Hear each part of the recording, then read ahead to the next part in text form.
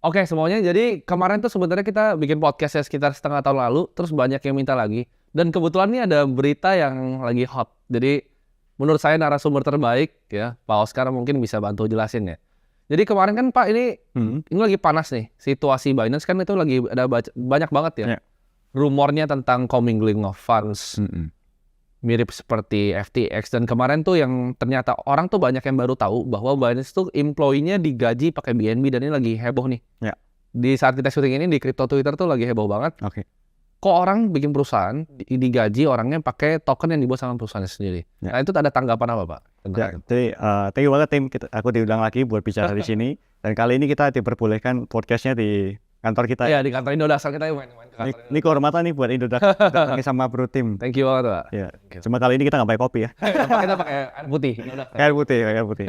Ya, jadi kalau ditanya pendapat tentang Binance ya kalau kita bicara mengenai Binance kan kita harus tahu pertama kali project Binance itu dimulai dari ICO. Ya. Ya kan dari ICO, yang ICO-nya kemudian melahirkan BNB. Nah, makanya kalau memang kita bicara konsep secara ICO ya memang wajar kalau misalnya karyawannya digaji dengan BNB. Kalau kita bicara spiritnya ya. Tapi kalau kita bicara secara orang yang invest di BNB ya memang menyakitkan. Karena itu berarti kalau kita digaji pakai BNB, itu artinya yang akan dilakukan setiap orang adalah menjual BNB ya. Ya. Bener kan? Ya, it makes sense. Tapi memang kalau kita bicara secara konsep ICO ya memang yang benar gitu. Tapi ini jadi big problem kalau kita bicara mengenai dari sudut pandang SEC. Karena kalau dari sudut pandang SEC, semua pengumpulan dana yang menggunakan token itu dianggap sebagai token securities. Dan BNB adalah token securities.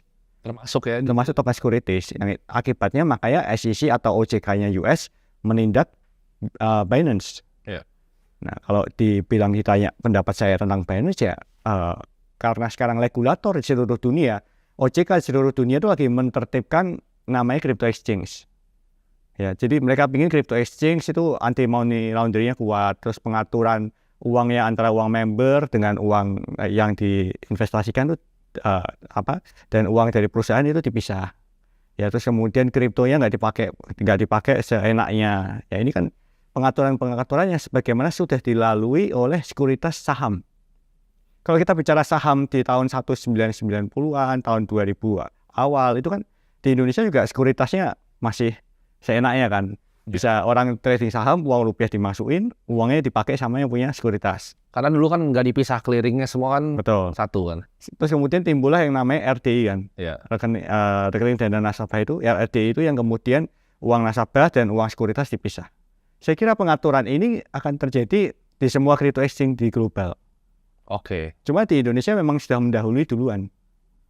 Ya, tapi menurut saya sih ribet banget sih. Tapi gini Pak, kalau misalnya kita ngomong secara itu kan karena saham itu ada bursanya. Di semua dunia ada bursanya. Sedangkan kalau kripto kan kita nggak bisa bawa bursa lokal. Kenapa? Kalau menurut saya karena ini bisa correct me if I'm wrong ya Pak. Tapi bursa kalau kita bawa lokal, perdagangan kan 24 jam. Kita gimana cara bisa bikin, Indo kan kalau saham ada jamnya tuh. Ya. Jam berapa sama jam berapa? Makanya komparasinya jangan bursa saham, komparasi ada bursa komoditas. Oke. Iya dong, kalau kita bicara emas di US sama emas di Indonesia sama nggak? Sama, tapi ada bursanya kan? Betul. Ya, crypto exchange kan kayak gitu. Jadi formatnya lebih ke komoditas. Formatnya mirip komoditas, karena 24 jam. Transaksi emas sendiri kan bursanya juga 24 jam. Tapi kan yang dibilang sama SEC bahwa ini kan sebenarnya security Pak. Jadi bahkan yang mereka bilang semuanya di bawah Bitcoin dan Ethereum hampir semuanya security kan. Kalau yang digolongkan sama SEC kan digolongkan beberapa token masuk ke securities, beberapa nggak masuk ke securities kan. Dimana kalau yang kayak Solana lain sebagainya itu masuknya ke securities. Nah kalau saya kira yang dipandang oleh SEC ini dia melihat yang pertama adalah beberapa token itu securities. Yang kedua nature transaksinya mirip seperti nature transaksi di pasar saham. Ya dimana ada pengumpulan dana lain sebagainya. Terus kemudian mereka juga ingin untuk mengatur tentang flow uangnya gitu kan. Tapi kalau kita bicara memang secara komoditasnya, saya lebih suka pendekatan bursa komoditas. Bursa komoditi. Bursa komoditi. Tapi kalau memang ditanya secara transaksinya, sebenarnya kalau digolongkan lebih mirip securities seperti di Malaysia kan juga gitu. Malaysia juga menggolongkan kripto sebagai securities. Semua kripto sebagai securities. Oke, di Malaysia ya? Di Malaysia. Makanya kemudian bursanya juga bursa yang ngatur dianggap sebagai itu seperti sekuritas lah. Nah, ini tergantung dari sudut pandang regulatornya sih. Nggak ada benar, nggak ada salah. Karena kita harus tahu regulator selalu benar. Kita harus comply aja ya? Kita harus comply, mau nggak mau sih. Kalau di Indonesia kemarin awal-awal kan malah Indonesia juga menerapkan kripto sebagai bursa komoditas. Jadi pendekatan saya yang pertama kan. Ya. Tapi kita lihat di undang-undang yang terbaru, di mana ada undang-undang Omnibus Law yang terakhir ini, akhirnya juga menggolongkan kripto itu lebih sebagai aset keuangan. Oke. Ya, sekali lagi regulator nggak pernah salah. Oke. Industri harus comply. Gitu. Industri yang ikut dengan regulator ya. Ya, itu suka nggak suka sih. Makanya kalau salah satu solusi supaya nggak comply dengan regulator ya, nggak usah ikut di perusahaan mana-mana, nggak usah ikut di negara mana-mana. Tapi kalau kita nggak ikut di negara mana-mana, itu berarti setiap negara akan berhak untuk ngeblok mereka gitu kan. Kalau saya tanya, apakah Binance itu bakal goyang apa enggak? Karena ini kan sebenarnya orang banyak bilang ini setup yang sama. Saya lihat ada beberapa yang coba analisa on-chain bahwa ini mirip, tapi yang saya lihat banyak yang nggak benar juga, yang dibilang Bitcoinnya dijual untuk defend BNB segala macam. Binance mungkin ada kemungkinan untuk jatuh nggak Pak Oscar? Kalau dipandang secara Binance mungkin jatuh apa enggak, saya kira itu tergantung beberapa hal sih. Yang pertama, yang paling penting adalah seberapa serius regulator US menindak Binance. Oke. Kita harus tahu, suka nggak suka, pemerintah US itu adalah polisi dunia. Pemerintah US adalah raja dunia inilah. Yeah. Kalau mereka mau sesuatu, it will happen. Apalagi ini sudah menargetkan foundernya dan perusahaannya. Bukan cuma perusahaan, mungkin juga foundernya dikejar. Sampai jauh kan? Ya, juga dikejar. G-Setnya juga dikejar. Yeah. Kalau US benar-benar serius, US itu bisa menjemput orang dimanapun, kapanpun, dan bisa mendakwa apapun. Dengan adanya bukti yang sedikit. Oke. Kalau nggak ada bukti, nggak akan bisa. Tapi ini sudah ada bukti sedikit. Oke. Ya, ada sedikit bukti di mana aliran dana kelihatan lain sebagainya. Mungkin itu cara penataan Binance untuk flow likuiditasnya ya. Yeah. Saya juga nggak tahu. Tapi regardless, kepemilikan perusahaan di US-nya itu kan miliknya G-Set. Yeah. Yang dipakai untuk muter uang keluarnya. Jadi secara hukum dinyatakan salah. Oke. Nah, saya tergantung pemerintah US-nya seberapa serius. Tapi apakah ujung-ujungnya kita lihat kan Ripple kan dengan case yang serupa kan, dicoba dari sisi selama bertahun-tahun, tapi akhirnya Ripple yang menang kan. Ripple itu menang dengan uang sekitar 150 juta dolar ya. Tapi Binance kan dibilang dia siap keluar sampai 1 miliar US dollar untuk melawan SEC ini. Makanya saya membahasnya seberapa serius US. Oke. Kalau cuma SEC doang yang bergerak, nggak ngapa-ngapain ya mungkin emang cuma perdata gitu kan. Sudut pandang Pak Oscar, apakah ini akan berujung ke settlement? Atau ini bakal mau coba disikat sampai habis? Aduh, saya tuh nggak suka menyerang dalam tanda kutip kompetitor ya. Ya. Cuma kalau kita lihat pendekatan Personal Pak, ini kita keluar dari Indo dan segala macam, ini sebagai Pak Oscar, kalau sebagai kita lihat pengamat kripto. dakwaannya ya, Ya. kita lihat dakwaannya itu jauh lebih serius daripada Ripple. Ada 13 kan yang dia... Ya, ada 13 dan masalah ini foundernya juga diserang. Kita lihat lah, Ripple kan mereka cuma berusaha untuk meregulasi. Oke. Kalau tujuannya di regulasinya crypto exchange atau token ini kan tujuannya untuk tidak mengganggu makroekonominya di US. Oke. Iya kan? Tujuan besarnya kan itu. Untuk melindungi US dollar. Untuk melindungi kestabilan ekonomi daripada US dollar. Ya. Tapi dengan menargetkan foundernya, G-Setnya ini jadi suatu yang bertanda nih, apakah cuma berhenti di SEC aja? Tapi kalau memang misalnya dakwanya itu ditingkatkan dalam arti money laundering, lain sebagainya, itu dakwaan yang sangat serius. Yang kalau yang bergerak nggak akan cuma SEC. Oke. Kalau sampai FBI bergerak, itu akan sangat rumit situasi. Apakah dampak ini kita lihat ripple effect dari sebenarnya FTX jatuh yang kan sisi kan sebenarnya yang ibaratnya quote on quote menjatuhkan FTX dan itu ada banyak dana nih yang mengalir ke pemerintahan Amerika dari FTX. Apakah itu ada dampak dari sana? No comment ya. Oke. Comment, cuma memang kita nggak bisa mantah bahwa FTX itu kan sponsornya pemerintah Amerika sekarang kemarin ya.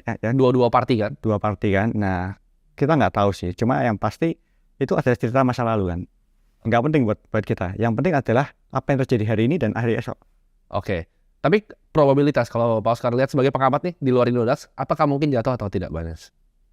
Kan di orang semua bilang oke Binance ini entitas yang too big to fail, bahwa Binance ini volume per harinya kan sekitar 280 miliar dolar kan. Apakah mungkin jatuh dengan uang sebesar itu? Kalau ditanya apakah dia too big to fail, saya kira dia nggak too big to fail. Karena pemerintah US jauh lebih kuat dari itu. Oke. Kalau mereka mau apa bisa Kalau mereka mau melakukan sesuatu, mereka bisa. Oke. Tapi kan sekarang kita lihat dari pemerintahannya juga ada bergejolak kan. Ada yang setuju dengan Gary Gensler, ada yang sangat against dengan Gary Gensler, bahkan mau coba untuk turunin sebagai chairman dari SEC. Tapi berapa banyak yang setuju, berapa banyak yang nggak setuju. Kalau kita lihat berita-berita lah, kita lihat berita yang mainstream, semua orang mengatakan SEC yang lebih kuat kan. Ya. Tapi kalau kita nontonnya berita kripto ya memang pasti nontonnya berita yang Gary Gensler diturunkan.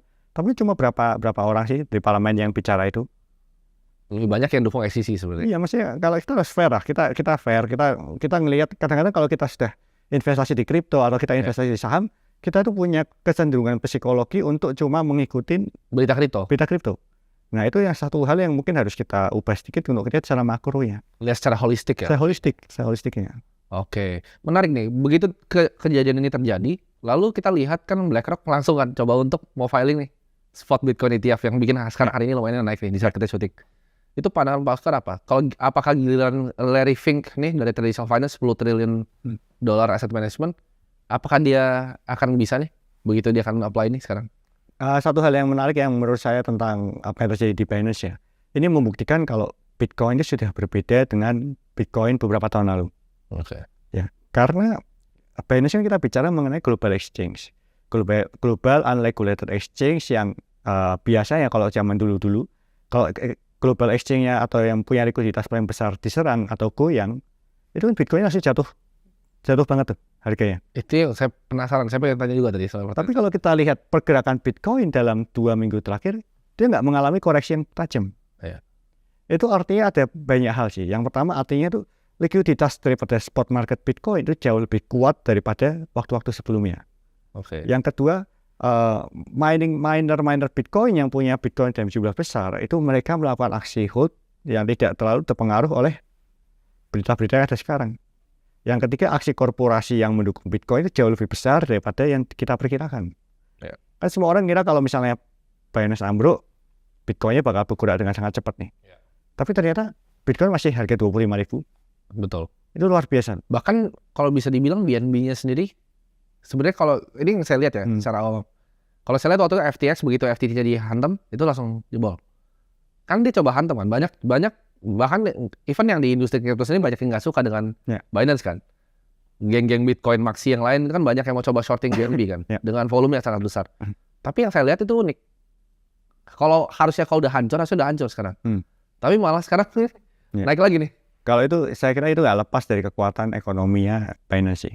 Oke. Karena itu sudah tindakan market maker kan. Oke. Tindakan market maker itu sudah kita nggak, karena kita harus tahu supaya terbesar yang dipunyai sama Binance ya, dan dia bisa buyback yang dia maui sampai di level berapa. Oke. Ya itu sudah saya ada no comment masalah itu. Oke, no comment. Nah, sekarang kita akan masuk dengan tadi kita ngomong secara global nih. Tapi of course orang Indonesia mau tahu dampaknya di Indonesia dong. Kan kita ngomong Binance nih.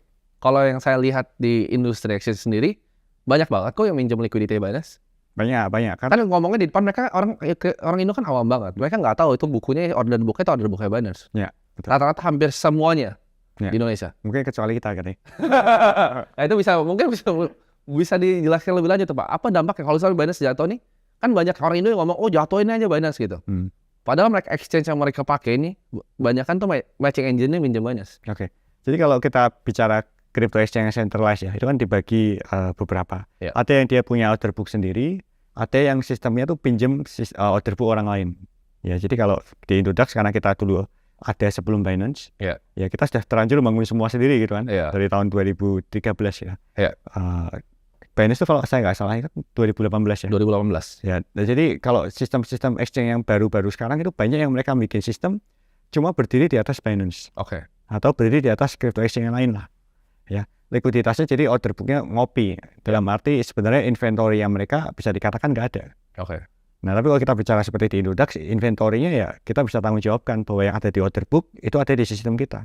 Karena punya sendiri, matching engine-nya punya sendiri. Ya, yang sama kayak kita mungkin kayak Coinbase. Coinbase juga punya sendiri. Iya. Ya. Nah, tapi kalau kita bicara mengenai crypto exchange yang numpang ya, yang numpang. Siapa aja tuh Pak kira-kira yang numpang tuh? Nanti saya dibilang nyerang kompetitor.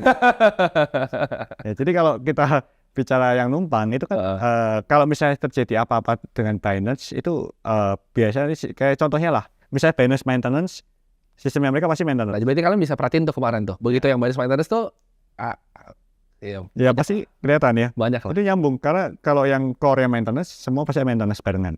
Oke. Ya kalau yang satu Binance listing apa, bisa listing barengan juga. Oke, kalau kita ngomong yang Binance punya secara entitas kan toko kripto nih di Indonesia. Tapi kalau itu kan semua orang udah tahu lah, dia pasti pinjamannya Binance. Tapi kan yang di luarin ini kan banyak yang nggak tahu bahwa sebenarnya itu order book ya Binance. Betul. Ya. Jadi saran Pak Oscar gimana? Kalau misalnya orang nih, jadi di kripto ini sekarang unik, ada dua kubu. Ada kubu kan yang selalu bilang not your keys, not your coin. Tapi ini kalau menurut saya pribadi, ini pribadi menurut saya dan mungkin ditentang para bitcoiner yang suhu-suhu itu lah mereka yang rasanya self custody itu paling benar. Menurut saya gini, kalau misalnya kita sebagai orang nih, kita meninggal, misalnya saya meninggal, kalau orang tua saya nggak bisa dapetin atau itu nggak bisa diwariskan, menurut saya kalian belum mengerti self custody. Oke. Jadi harusnya lebih baik bahkan ya ke custody yang lain, jangan diri sendiri. Oke. Karena kalian belum sepintar itu untuk bisa self custody. Ya. Kalau kita bicara itu memang benar ya, tapi ini kembali ke Binance itu unregulated exchange. Kalau misalnya tiba-tiba kalau misalnya aja saya naruh di Binance nih, kemudian ada papa dengan saya meninggal, gitu kan. Kemudian ahli waris saya kan mau klaim. Ya. Apakah Binance itu mengakui surat kematian Indonesia itu kan? Nah ini sebenarnya tadi pertanyaan saya, apakah lebih baik memang kita cari exchange lokal? Contohnya ini misalnya saya taruh di Indodax ya Pak. Ya. Misalnya nih amit-amit apa terjadi sama Indodax. At least ada orang ya. Betul. Gitu. Saya bisa lihat Pak Oscar, ada Ko William juga gitu. Jadi saya pernah kita di Indodax pernah mengalami beberapa kasus di mana trader itu meninggal. Trader meninggal, ahli warisnya datang membawa surat waris, kemudian setelah kita cross check semua kriptonya keluar. Ya karena memang kita kan tunduk kepada aturan di Indonesia. Dan pada saat ada apa dengan Indodax juga perusahaan itu jelas siapa yang tanggung jawab gitu kan. Nah itu mungkin keuntungannya untuk regulated exchange. Tapi kan nggak bisa dibantah kalau regulated exchange itu tunduk pada aturan negara kan. Nah, kita ada pajak finalnya, jadi kita ada pelaporan kemana, lain sebagainya. Itu kan kita harus ikuti aturannya. Tapi kalau kita bicara unregulated exchange seperti Binance, mereka lebih fleksibel. Dalam arti nggak ada pajaknya, terus kemudian aturannya gimana. Tapi ya memang resikonya kalau memang ada apa-apa sama mereka ya pemerintah nggak akan melindungi. Ya itu plus minus ya. Tapi kita ngomong kacamata kripto yang awam nih Pak. Menurut Pak Oscar tuh sebenarnya mendingan taruh di exchange saja atau self custody. Karena ini ada geng yang Taproot Wizards yang Bitcoin yang lama. Mereka tuh sangat vokal tentang ini. Mereka bilang bahwa orang normal itu nggak bisa self custody karena teknologi seed phrase itu teknologi 10 tahun lalu. Mereka bahkan nggak ngerti shamir backup. Mereka belum wise lah untuk tulis di kertas dan itu banyak kan hilang gitu. Mereka bilangnya bahwa udah lu taruh di exchange karena lu nggak ngerti gitu. Sebenarnya kalau memang mau, karena kalau saya bicara taruh di exchange ya, itu nanti konflik kepentingan. Karena saya jalanin bisnis exchange ya. Sekalipun memang nggak bisa dibantah, itu cara paling sederhana dan paling aman. Tapi kalau memang nggak bisa melakukan itu, saya nggak menyarankan pakai kertas sih. Karena itu yang banyak yang hilang. Saya setuju. Banyak hilang. Saya juga kalau teman-teman saya pribadi tanya gimana, saya bilang ya kalau belum ngerti nggak usah self custody, taruh di exchange saja. Betul. Kalau nggak yang agak gampang mungkin pakai tracer ya. Pakai tracer, pakai nano itu agak gampangan. Ya. Tapi kalau pakai kertas itu hampir ambil diri sih. Karena tulisan 18 kata-kata yang kita tulis kalau dibaca ahli waris, yang dilakukan ahli waris yang pertama kali adalah dibuang kertas itu. Iya kan? Karena mereka nggak ngerti itu nggak paham itu. Tapi kalau kita pakai tracer, pakai nano, itu kadang-kadang kita ada satu kejadian sih di mana ini bukan tanggung jawab kita, tapi mereka datang ke kantor Indodax. Minta tolong untuk dibantu restorin. Ledgernya. Dan itu berhasil. Karena passwordnya nggak tahu susah. Nah menarik. Dampak ini kan saya ngobrol sama banyak. Mungkin saya juga pernah sempat tanya Pak Oscar pas kita ketemu berdua. Taruh sebenarnya itu di mana? Karena ini pertanyaan yang unik menurut saya. Di mana different expert bahkan security expert di kripto itu mereka punya pandangan yang berbeda. Ada yang bilang jangan taruh di Ledger. Karena Ledger kan kemarin terbukti bahwa di update-nya dia bisa keluar seed phrase-nya. Dan sama berarti open source yang kayak Trezor dan bahkan hot wallet yang kayak Zengo, Blue Wallet sama. Itu gimana Pak Oscar? Jadi taruhnya di mana gitu? Saya kira semua punya resiko ya. Karena yang pertama ekosistem blockchain dan Bitcoin ini memang ekosistem yang masih baru kan. Semua masih berkembang, bug ketemu di sini, di sana, lain sebagainya. Jadi kalau ditanya mana yang ideal ya kita harus update terus gitu. Kalau cara paling goblok dan paling simpel ya emang di exchange sih. Tapi sekali lagi karena saya jalanin Indodax, ini dia konflik kepentingan lagi. Setuju. Ya kan? Jadi mungkin itu pertanyaan Pak Oscar nggak bisa jawab ya? Ya saya nggak bisa jawab. Cuma kalau saya pribadi, saya prefer taruh di exchange. Kemarin saya lihat ini ada sesuatu yang menarik di on-chain di mana USDT itu di-peg untuk pertama kalinya yang lumayan dalam. Jadi itu di curve, di poolnya itu lumayan teknis ya, mungkin terlalu panjang kalau dijelasin.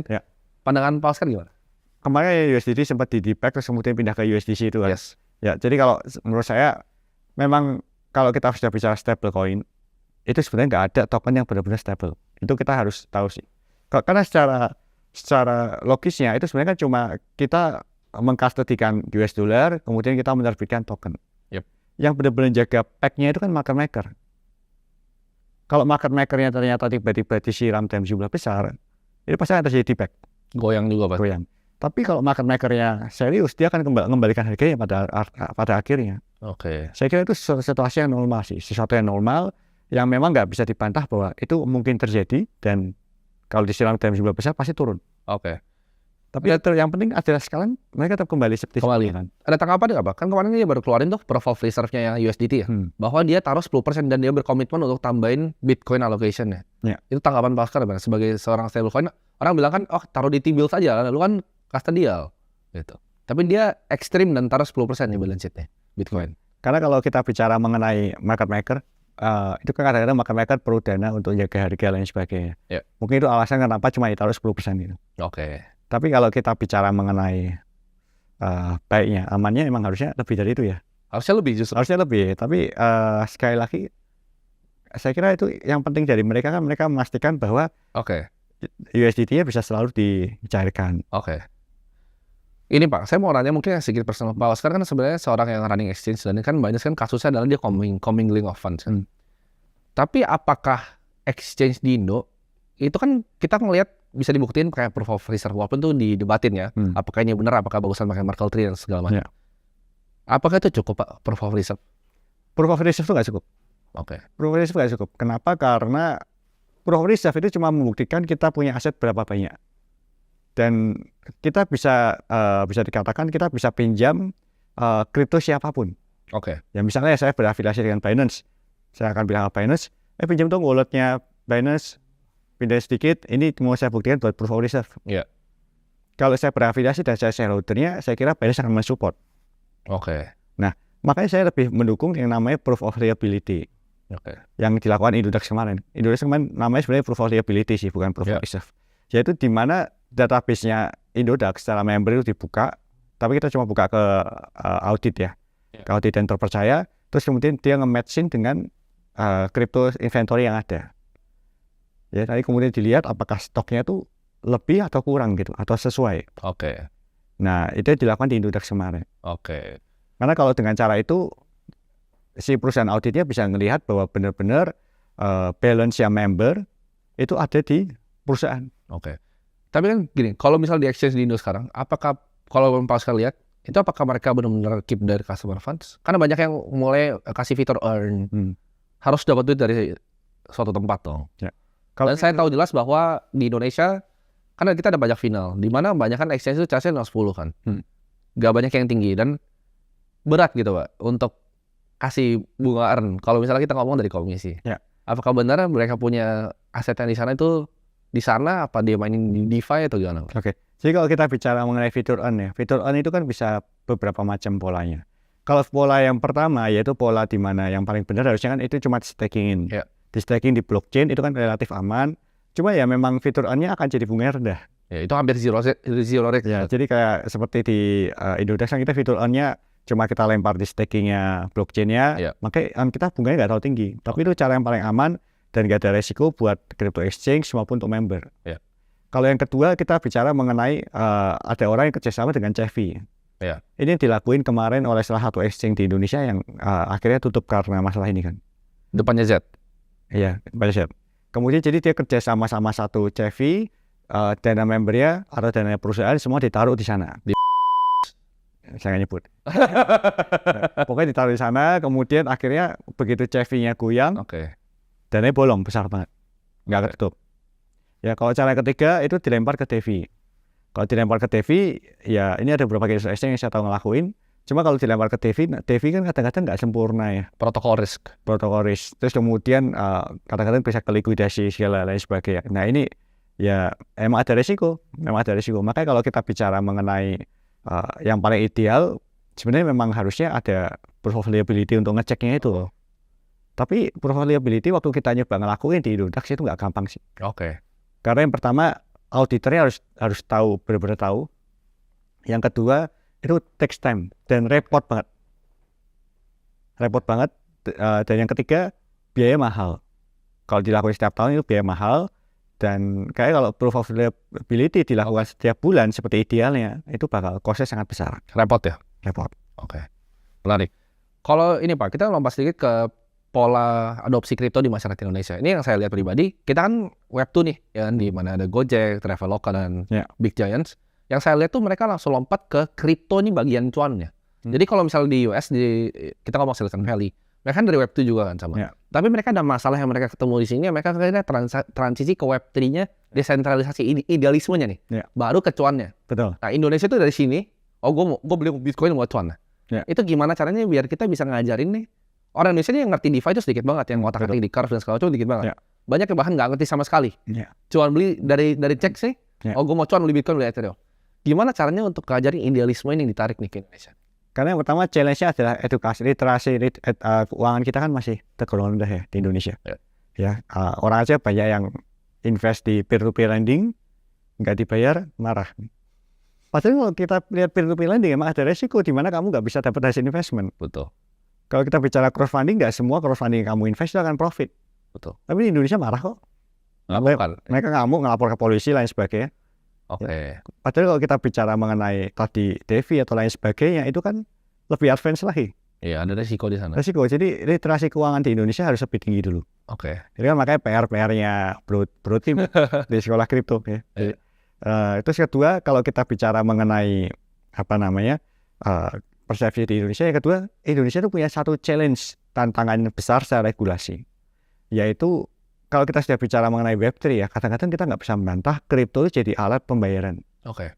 Di Indonesia begitu kita baru mau mengenable sedikit pembayaran, Bank Indonesia langsung bergerak, langsung datang. Kemarin Bali barusan beberapa restoran, beberapa hotel didatangi lagi. Oke, jadi kalau misalnya ibarat saya mau bikin ini deh, saya mau bikin transaksi pakai Bitcoin nih. Tapi saya bikinnya kayak kredit card sistemnya H+1 nih, saya datangin misalnya merchant kayak hotel gitu. Saya bisa bayar nih, tapi konvertnya rupiah. Itu tetap didatangin? Tetap didatangin. Kemarin di Bali banyak didatangin kok. Oke. Jadi turis-turis semua pakai. Padahal kita kalau bicara menyambung Web2 ke Web3, salah satunya tokennya berfungsi untuk ini kan, payment di platformnya Web3-nya kan, sebagai ownership-nya. Nah, tapi challenge ada di regulasinya juga. Oke. Ya, terus kemudian kalau kita bicara yang ketiga, masalahnya kita semua itu adalah pecinta sesuatu yang instan. Nggak bisa dibantah bahwa 5,8 juta member di Indodax itu semua pengennya kaya mendadak. Oke. Ya kan? Maunya kaya sekarang gitu ya? Maunya kaya sekarang gitu. Jadi kalau mau beli ini, makanya kemarin saya sempat ada komentar yang menarik. Komentarnya adalah, memang Bitcoin masih profit ya, Bitcoin memang masih hidup. Ya. Karena persepsinya orang adalah, kalau Bitcoin nggak bisa menghasilkan kenaikan 2 kali lipat dalam sebulan, itu artinya nggak hidup. Mati itu artinya? Artinya mati gitu. Padahal kalau kita lihat kenaikan Bitcoin kan stabil ya. Oke. Ya, tahun ini aja sudah mulai stabil di 300 jutaan lebih kan, hampir 400 juta. Tapi buat banyak orang di Indonesia, kalau naiknya nggak lebih dari 10%, itu artinya nggak hidup gitu. Oke. Ini sebelum saya mau balik lagi tadi ke yang bagian regulasi, nanti perpajakan. Tapi sebelum itu saya mau nanya dulu Pak. Terus gimana Pak? Kalau kita nih orang nih masuk ke kripto, kalau mau jadi kaya, gimana caranya? Bisa nggak sih kaya dari industri kripto? Kalau kita mau kaya dari industri kripto ada banyak cara sih ya. Salah satunya kalau saya lebih mandang orang itu lebih baik investasi daripada trading. Kenapa itu Pak? Padahal Pak Oscar kan punya exchange yang dapat keuntungan dari volume. Betul. Gitu? Tapi saya selalu menyarankan orang investasi, jangan trading. Karena kalau kita lihat ya, market itu kan bergeraknya naik turun kan. Dan psikologi setiap orang itu nggak gampang untuk menahan pada saat harga turun. Kalau kita memutuskan untuk trading, akhirnya kita selalu membeli di mahal dan menjualnya di murah. Oke. Itu kan terjadi setiap orang, hampir setiap orang lah. Kalau Blue Team mungkin sudah punya banyak pengalaman di trading, mentalnya lebih kuat. Tapi kalau kita bicara orang-orang sepantaran saya atau bahkan lebih tua, begitu lihat harga kripto yang turun, yang mereka lakukan pertama kali jual. Jualan ya? Ya. Begitu harganya naik profit sedikit, jual. Mereka nggak pernah posisi di mana melihat, oh aku mau untungnya 30%. Sedikit aja 2% kabur. Iya, 2% kabur. Sudah profit gitu kan. Oke. Ya. Jadi kalau mau kaya dari kripto, satu-satunya cara yang bisa benar adalah beli, melupakan, terus kemudian jual pada saat nanti suatu kali 2 tahun lagi, 3 tahun lagi. Oke, pertanyaan yang saya coba gali kan. Dari beberapa owner exchange, ada yang saya ketemu dan ada yang saya nggak ketemu.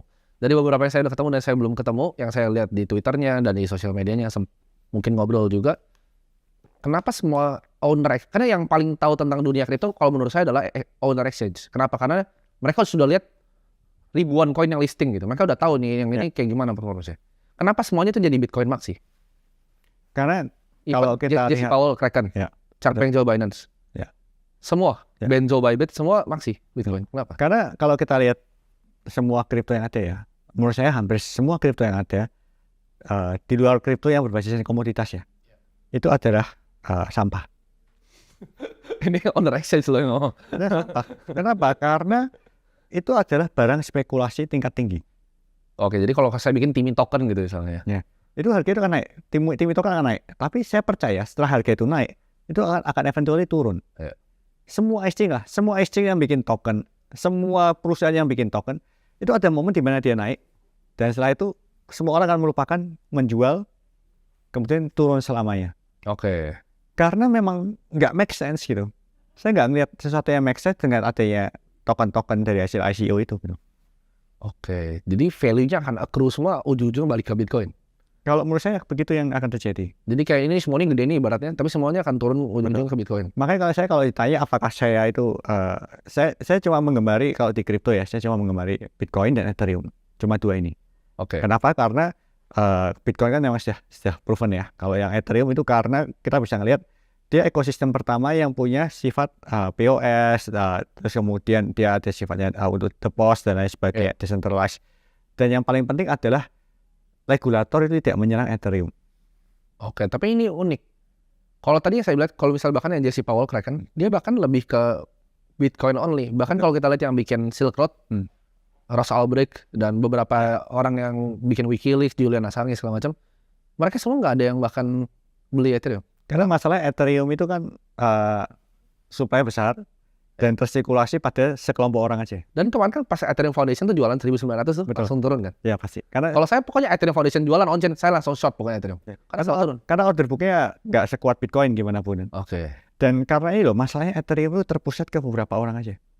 Tapi selama Bitcoin masih belum mengaktifkan smart contract-nya, dalam arti menyaingi Ethereum, saya melihat Ethereum masih punya peluang. Tapi yang Pak Oscar lihat sekarang dengan geng para Taproot Wizards ini kan mulai bikin ordinals kan di BRC20. Ya. Tanggapan Pak Oscar apa terhadap itu? Kalau kita bicara mengenai ordinalnya Bitcoin ya, itu kalau memang pada akhirnya Bitcoin bisa men-take ekosistem Ethereum ya, Ethereum finish. Oke. Kan kelebihan Ethereum cuma itu ya. Programmable kan? Programmable. Oke. Nah, tapi kalau kita bicara mengenai sirkulasinya, semua orang tahu bahwa Ethereum terpusat ke beberapa orang. Bahkan pada saat Ethereum ada bug, waktu Ethereum closing kemarin, kan bisa di-roll itu, rollover. Benar. Itu yang saya sebenarnya pribadi saya agak kurang serak sih. Iya, semua orang nggak serak kok. Semua orang blockchain nggak serak. Tapi nggak bisa membantah bahwa saat ini cuma ada Bitcoin dan Ethereum. Oke. Jadi kalau untuk orang awam, berarti kalau mau kaya berarti nggak bisa dari trading crypto tuh susah untuk kaya? Kalau menurut saya susah, kecuali memang hobinya berspekulasi ya. Oke. Karena kalau token-token gorengan itu kan kadang-kadang, kayak makanya di Indonesia kita sering ada, dalam 3 hari token yang ini naik 50%, dalam 3 hari naik 100%. Karena tetap ada penggemar orang-orang yang suka uangnya double dalam waktu pendek. Tapi kan ada Pak, beberapa orang yang kita lihat kalau misalnya di leaderboardnya Bybit atau leaderboardnya Binance yang mereka memang bikin uang yang luar biasa, nggak masuk akal gitu dari trading. Ya karena kan mereka memang menebak yang mana bakal double-double kan. Iya. Tapi kita harus tahu bahwa nggak semua orang itu born to be trader. Oke. Karena sekali lagi psikologis untuk trading itu lebih susah daripada untuk nge-hold. Kalau untuk nge-hold itu lebih gampang karena kamu beli, terus kemudian kamu lupakan benar-benar, jangan dipegang sama sekali, jangan dengerin internet tentang kripto. Buka 3 tahun lagi, possible gitu. Oke. Tapi kalau trading itu kan artinya kamu harus lihat chartnya, besok gerak kemana. Oke. Ya. Saya adalah salah satu orang yang nggak cocok trading.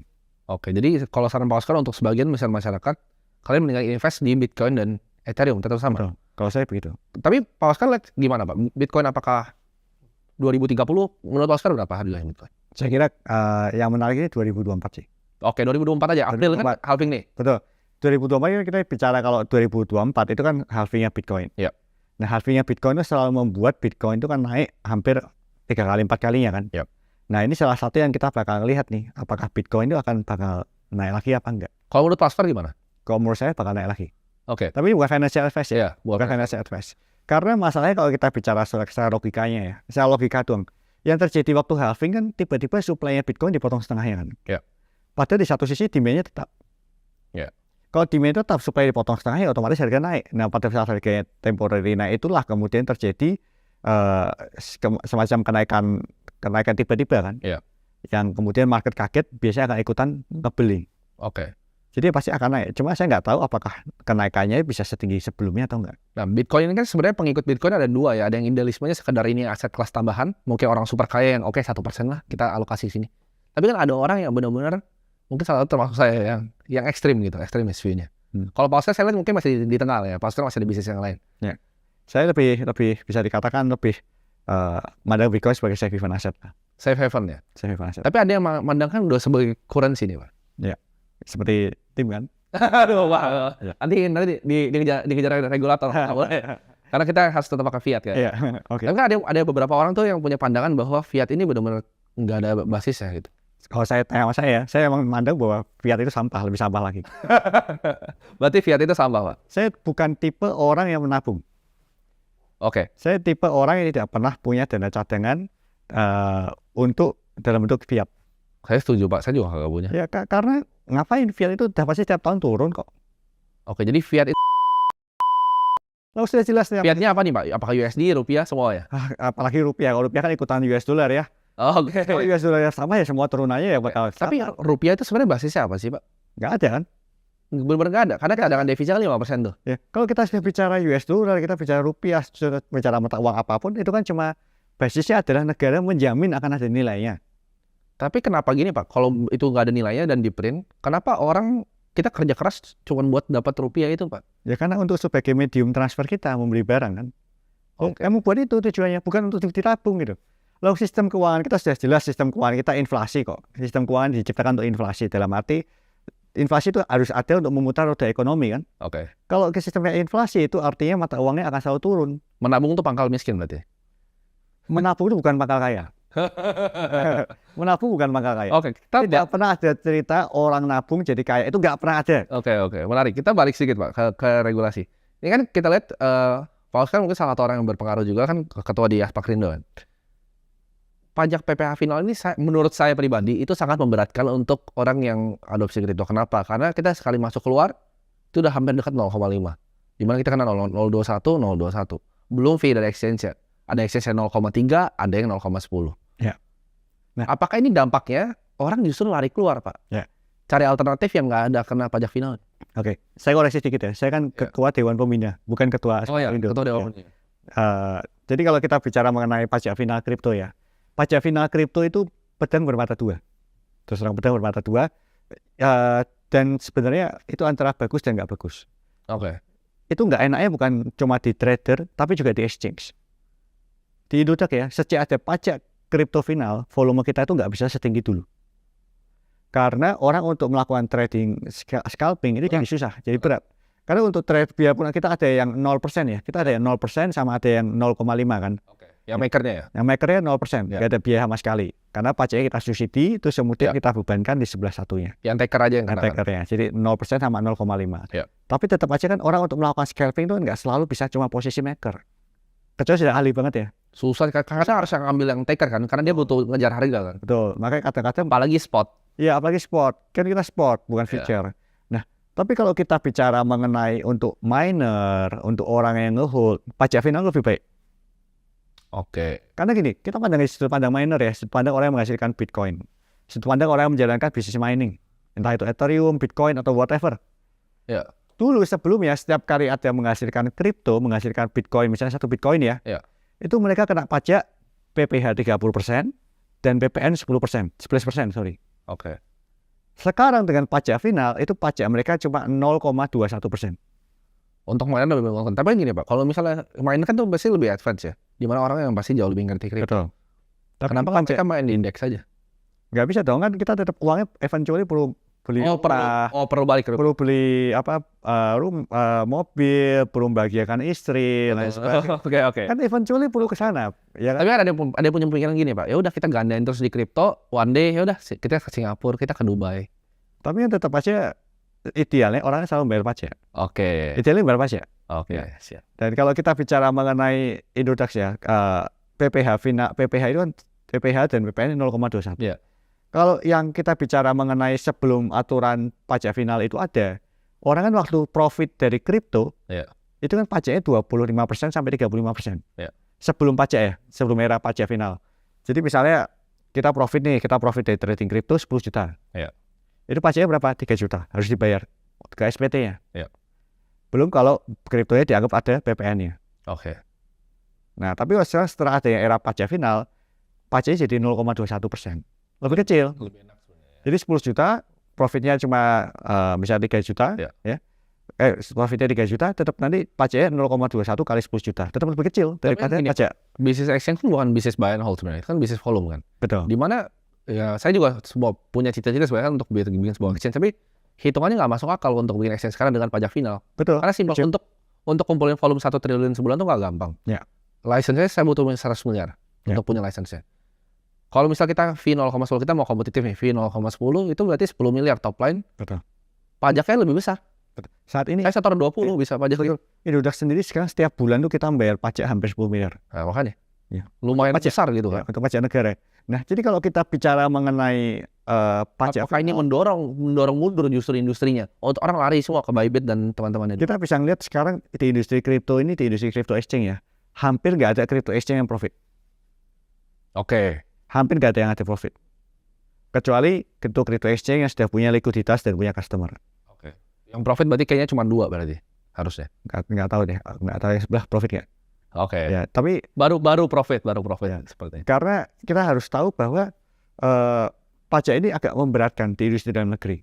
Dan yang kedua, orang yang mau trading itu malah sekarang cenderung beli kripto misalnya di Indodax, kemudian kriptonya dikirim ke luar negeri, On ramp kan jadi ya. on-ramp. Jadi akhirnya terjadi capital flight. Oke. Itu artinya devisa negara keluar. Dan udah terjadi dalam skala besar. Dan saat ini sudah terjadi dalam skala besar. Triliunan rupiah itu. Uang Indonesia keluar lewat kripto karena adanya pajak final yang kebesaran. Oke. Jadi solusinya sebenarnya apa, Pak? Di pajak final. Solusinya ada 2. Solusi pertama itu menegakkan aturan setegak-tegaknya. Karena aturan yang ada di aturan pajak yang ada di kripto itu sudah mengatakan bahwa apabila kripto exchange nggak punya izin, yang nggak punya izin di Indonesia, itu pajaknya dikenakan 2 kali lipat. Oke. Tapi yang masalahnya adalah regulator saat ini nggak menerapkan aturan itu. Jadi saat ini yang dalam tanda kutip dimintain pajak itu semua yang punya izin, ya kan? Yang nggak punya izin yang harusnya bayar 2 kali lipat, di mana potensi pajaknya 1 triliun lebih setiap bulannya, itu nggak dikenai pajak. Tapi gimana cara mereka kejarnya? Kan sebenarnya sekarang kalau sistem blockingan kan udah nggak saya. Tapi gimana cara? Nggak bisa secara blockingan. Caranya adalah dengan pemerintah harus aktif mengontak crypto exchange tertentu yang ditargetkan. Lo kalau mau masih bisnis di sini bayar pajak. Betul, harus buka database-nya. Itu dilakuin sampai semua negara. Yang dilakuin US kan seperti itu. Iya. SEC aktif.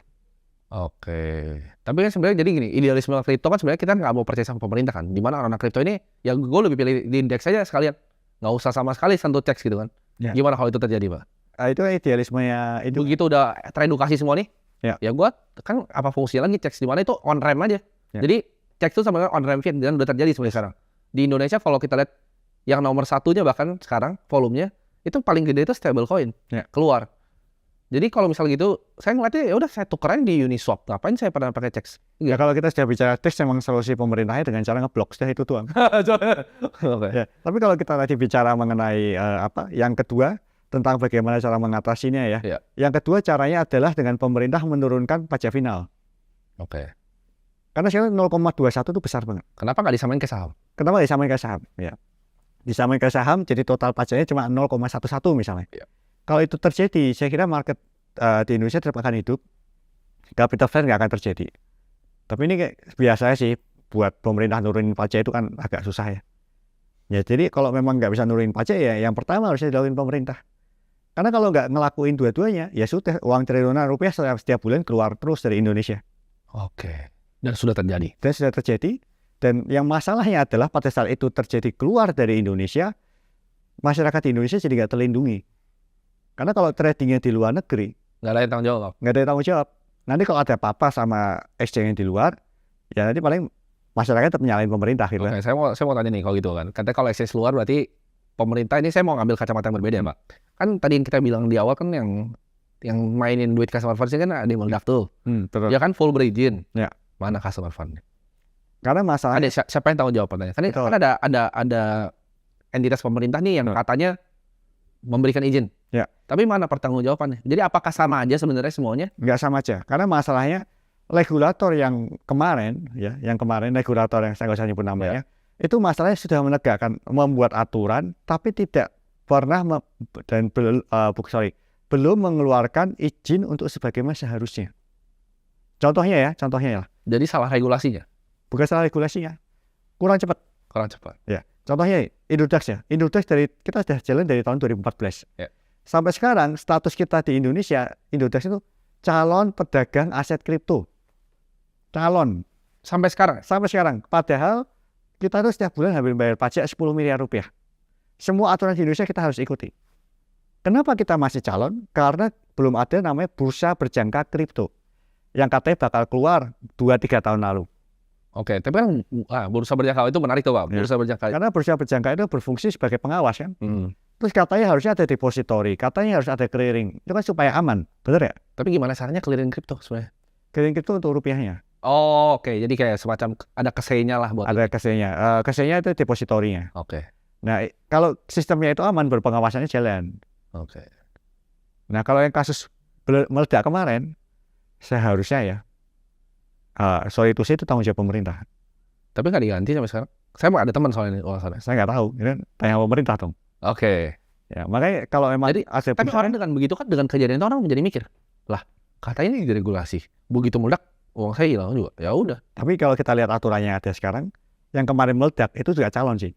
Oke. Tapi kan yang ini mungkin agak keluar sedikit, tapi yang meledak bukan cuma exchange crypto kan, beberapa di Indonesia. Ada yang terregulasi dengan baik kan. Tapi waktu terregulasi dengan baik dan meledak kayak asuransi kemarin dan lain sebagainya, mereka dapat ganti rugi tapi kecil banget. Ya masih ada ganti rugi lah. Oke. Pemerintah masih membantu untuk menjadi penengah. Oke, menarik. Kan fungsinya regulasi itu kan. Fungsinya bukan merogoh uang APBN untuk ganti, tapi fungsinya kan sebagai wasit. Sebagai wasit aja ya. Ya. Tapi yang terjadi di kripto kemarin kan wasitnya juga nggak ada ya, karena masalahnya bursa belum ada, depository belum ada, clearing belum ada. Ini ada kan desas-desus bahwa bursanya akan mau dibuat nih. Mungkin terjadi nggak sih Pak bursa kripto yang dibuat sama swasta di Indonesia? Mungkin, dan harusnya itu yang terjadi kan ya. Harusnya swasta justru yang punya bursa kripto. Bursa itu selalu harus swasta. Oke. Saham swasta. Iya. Komoditas swasta. Kalau bursa dibuat pemerintah malah lucu sih. Oke. Menarik. Karena bursa itu kan SRO ya. Iya. Self-regulated organization kan. Oke. Menarik banget Pak. Jadi sarannya dari Pak Oscar untuk pemerintah mungkin kalau bisa diturunin pajak finalnya, karena ini membuat capital fly keluar yang betul. Lumayan ekstrim. Kalau menurut saya sih antara aturannya mau ditegakkan, harus serius. Kayak misalnya ke Binance, Shopee, OKX semua ditindak tegas lah, maksudnya disamakan, jangan yang lokal malah ditekan. Saya yang terjadi yang lokal ditekan, kita disuruh nyumbang pajak, tapi yang luar negeri yang dimana potensi pajaknya 1 triliun rupiah lebih, itu malah nggak diapa-apain gitu. Oke. Akhirnya industri dalam negeri yang babak belur. Yang kedua, kalau memang nggak bisa neken yang luar negeri ya, yang Indonesia disupport aja gitu, dengan cara pajaknya diturunin. Oke, menarik sih Pak sebenarnya cara berpikirnya. Tapi menurut Pak Oscar kan kita grow lumayan cepat banget ya industri, di mana di Bapepti itu ada 15 juta. Tapi saya tahu itu harusnya salah ya. Nggak mungkin lah 15 juta. Ya karena kan yang masalahnya 4,5. Kita kan 5,8. 5,8. Nah, yang terjadi itu database yang mereka itu cuma nambahin gitu. Oke. Jadi misalnya di kita 5,8. Ada bikin lagi nih. Ada yang bikin lagi nih. Misalnya si Bursa T, Bursa Exchange T, dia bikin membership-nya 3 juta. 3 juta. Kan ditambah tuh 8,8. Oke, ditambah terus bikin lagi P, bikin lagi tambah 1 juta. Iya. Kan itu R bikin lagi tambah 1 juta. Nggak valid jumlahnya. Oke. Kita sih percaya ekosistem kripto di Indonesia itu paling cuma berapa sih? 7 juta. 7 juta ya ekosistem. Paling 7 jutaan. Pak Oscar lihat ini grow-nya apakah bakal eksponensial ke depannya? Adopsinya akan makin kencang atau justru ini industri yang bakal ditekan nanti? Saya ngelihat yang pertama waktu transisi daripada Bapepti ke OJK yang terjadi 2 tahun ini industrinya bakal sedikit dikencangkan. Secara regulasi. Itu yang pertama. Yang kedua, tapi apakah tetap akan grow eksponensial? Saya ngelihat itu masih akan grow eksponensial. Oke. Karena masalahnya orang Indonesia yang tahu kripto masih sedikit. Oke. Ya. Buktinya belum semua ojek online tahu kripto. Oke. Jadi kalau misinya Pak Oscar sendiri apa dengan Indodax ini sekarang? Kita ingin membuat member Indodax itu minimal 10 juta orang. Minimal 10 juta? Itu artinya 1 dari 20 orang tahu kripto. Oke, jadi 1 dari 20 orang Indonesia itu sudah tahu kripto. Karena kalau kita bicara, apalagi Indonesia kan usia produktifnya cukup banyak ya. Setengahnya usia produktif. Itu artinya 1 dari 10 orang usia produktif trading kripto. Mungkin nggak Pak, kita sampai di mana orang tuh semua udah mulai pakai kripto dan bahkan udah nggak percaya sama fiat di lifetime kita ya? Mungkin terjadi nggak Pak? Distopia itu. Tergantung kalau pemerintah mau berbaik hati mengubah undang-undang mata uangnya. Susah karena Indonesia tuh undang-undang mata uangnya terlalu ketat gitu loh. Tapi kan memang itu yang bikin orang percaya dengan fiatnya, legal tender itu tadi. Kalau itu digoyang sedikit kan nanti bahaya banget Pak. Tapi negara-negara lain undang-undang mata uang rupiah, undang-undang mata uangnya nggak ketat itu. Ya kan udah ada yang jadiin legal tender ya El Salvador. Ya, kita bicara buat devisa negara, kita bicara buat pembayaran, itu sudah hampir banyak banget lah. Mereka bisa bikin sistem kripto misalnya, terus kemudian settlement-nya pakai US dollar misalnya, itu kan boleh kan di US. Tapi di Indonesia benar-benar rupiah, dari depan sampai belakang harus rupiah semua gitu.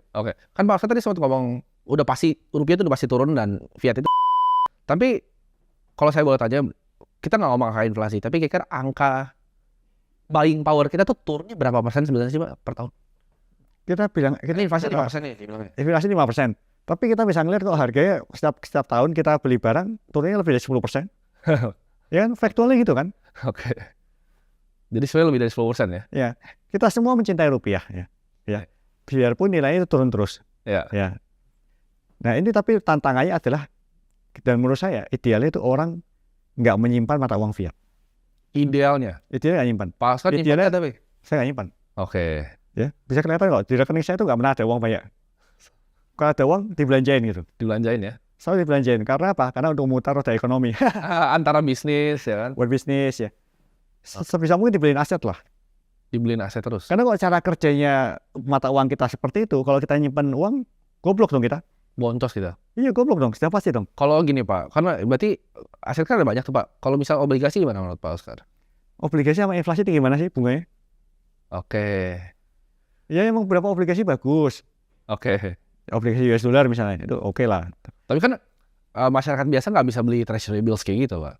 Ya makanya kan pilihan ya. Nanti saya bilang obligasi jelek, nanti saya salah lagi. Jadi jelek nggak Pak? Kalau menurut Pak Aslas sih ya, untuk pribadi, bukan untuk masyarakat. Kalau masyarakatnya uangnya kebanyakan ya, sampai bingung buat ngapain, ya beli obligasi nggak apa-apa sih. Udah kebanyakan tuh, triliun ya. Tapi kalau memang nyari yang bisa ngatasi inflasi ya, mungkin ada banyak pilihan yang lebih better. Tapi kalau memang dasarnya yang ingin berguna untuk negara, saya juga pernah beli obligasi. Pernah berarti? Pernah. Bukan sering. Nggak sering, pernah.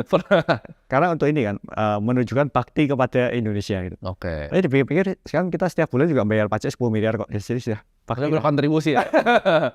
Jadi itu saran dari Pak Oscar. Jadi jangan banyak-banyak nabung fiat ya. Obligasi juga kalah sama inflasi. Betul. Cari aset pokoknya. Jadi punya uang nih berubah jadi aset. Betul. Tapi main asetnya apa Pak? Kalau gitu? Saya ada banyak aset ya. Saya juga salah satu yang penggemar. Saya termasuk orang yang penggemar gold, silver, and bitcoin. Saya termasuk gold, silver, bitcoin. Saya pengen seperti itu ya. Saya nggak terlalu mandang saham sebagai aset. Kenapa Pak? Karena masalahnya saham sama sih. Saham itu kan memang dalam tanda kutip itu kan performa perusahaan. Tapi saham kan diprinting terus. Jadi kan misalnya nih suatu saat Indodax IPO, kalau sahamnya terlalu tinggi kan bisa right issue kan. Kalau kita nggak ngebeli right issue-nya, sebenarnya kita turun sahamnya. Betul nggak sih? Kita nggak tembus misalnya. Iya. Dan kita bisa ngeliat lah, kemarin salah satu blue chip kebanggaan Indonesia juga naik turunnya lebih dahsyat daripada kripto. Ya, karena masalahnya saham itu supply besar. Dan saham itu skema market maker-nya harus bagus. Jadi jangan beli saham tapi bikin saham ya Pak? Oh iya dong. Jadi sarannya berarti investasi kemana? Bitcoin, silver, gold, properti? Saya properti saya lumayan banyak pegang ya. Properti, emas ya. Bisa kelihatan lah di kantor saya banyak hiasan emas-emas. Suka yang emas-emas ya? Saya suka emas karena emas itu liquid. Tapi kita ngomongin Pak Oscar sebagai owner Indodax. Bitcoin berapa persen sih sekarang? Saya masih megang Bitcoin dan kripto cukup besar sih di portofolio saya. Di atas 50 atau di bawah 50? Saat ini di bawah 50 karena ternyata aset-aset bisnis saya berkembang dengan sangat luar biasa. Nah itu boleh kita ngobrol sedikit, kan Pak Oscar punya Darmawan Capital nih. Kenapa kan udah dari Fox Crypto, kenapa diversify ke yang jadi saat ini jagung, ayam? Kalau kita bicara mengenai bisnis yang saya tekuni, saya kan fokusnya di 3 hal. Saya selalu suka angka 3 sama. Jadi yang pertama kan di Indodax ya. Yang kedua Darmawan Capital, yang ketiga itu di Indotech. Kalau Indodax bagaimana diketahui orang, itu semua perusahaan baik Indodax itu tentang semuanya berhubungan dengan kripto. Jadi Indodax sendiri punya banyak anak perusahaannya. Ya. Nah, kalau Dharma Capital itu semua yang bergerak ke supply chain dan trading komoditi. Nah, kalau Indotech ini yang dikatakan kita invest di berbagai startup yang kita rasa menarik, startup digital. Oke. Nah, kalau yang bisnis kita yang besar ya di Indodax dan Dharma Capital. Ya, kita bermain di Timah, kita ada beberapa segmen Timah. Jadi belinya bisnis yang real bahkan bukan saham ya, Pak? Bisnis yang real. Ya, karena kalau kita lihat cara kerja orang yang super rich ya, Ya. Itu mereka sebenarnya nggak benar-benar beli saham kok. Mereka beli saham, tapi karena mereka tertarik dengan bisnisnya. Warren Buffett misalnya, Iya. kan banyak orang yang bilang Warren Buffett aja trading saham, iya kan? Enggak. Bisnis. Dia beli bisnisnya. Kalau bisa dibeli semua. Betul. Nggak lewat bursa bahkan. Betul. Orang banyak cuma lihat yang di luar Apple kan, padahal gede itu bershare energi dan lain-lain. Betul. Jadi dia itu benar-benar beli bisnisnya. Konglomerasi. Nah, kalau yang dilakuin di Dharma Capital ya sama. Kita ada trading di ayam, timah, jagung. Ya. Jadi kita ngelihat, karena kita lihat market pangan di Indonesia ini besar. Oke. Ya. Jadi fokus ke sana justru. Kalau yang itu komoditas fisik kita ya. Oke. Nah, kalau Indotech kita invest di berbagai startup yang kita rasa menarik. Oke. Ya, salah satu portofolio kita ada ini pengolahan sampah, Jiangsu. Pengolahan sampah. Oke. Jadi bagaimana membuat sampah itu menjadi emas, membuat sampah menjadi uang gitu. Oke. Karena saya selalu percaya bahwa sampah itu emas hitam. Oke. Menarik, Pak. Ya. Oke. Thank you banget, Pak, atas waktunya. Semoga bermanfaat buat teman-teman semua ya. Thank you. Bye-bye.